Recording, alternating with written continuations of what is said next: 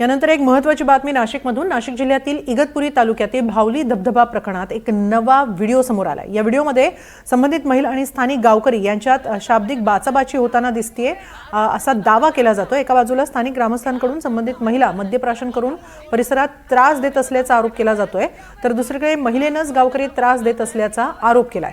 इतकंच नाही तर काही गावकऱ्यांनी आपल्याला स्पर्श केल्याचाही आरोप या महिलेनं केलाय।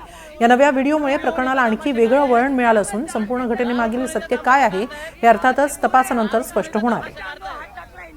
दारू पिऊन इथं तमाशा करतायत, दारू पिऊन इथं तमाशा करतायत, गावातले पोरे दारू पिऊन इथं तमाशा करतायत, दारू पिऊन तमाशा करतायत, दारू पिऊन इथं तमाशा करतायत, दारू पिऊन इथं तमाशा करतायत, गावातले पोरे दारू पिऊन इथं तमाशा करतायत। याबाबत अधिक माहिती घेऊया आमचे प्रतिनिधी राहुल वाघ यांच्याकडून। राहुल, काय नेमकी या व्हिडिओमधलं प्रकरण आहे सगळं?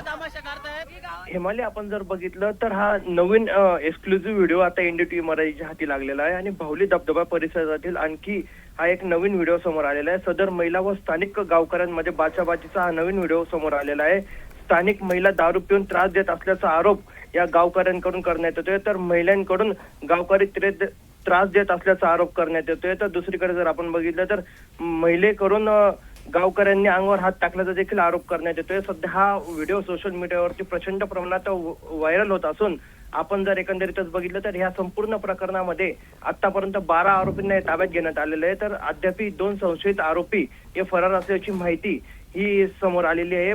परंतु आपण जर एकंदरीतच बघितलं तर हा नवीन व्हिडिओ आज समोर आल्यामुळे या प्रकरणाला एक नवीन वळण लावू शकते अशी देखील माहिती समोर आलेली आहे। धन्यवाद राहुल, आपण दिलेल्या या सविस्तर माहितीबद्दल।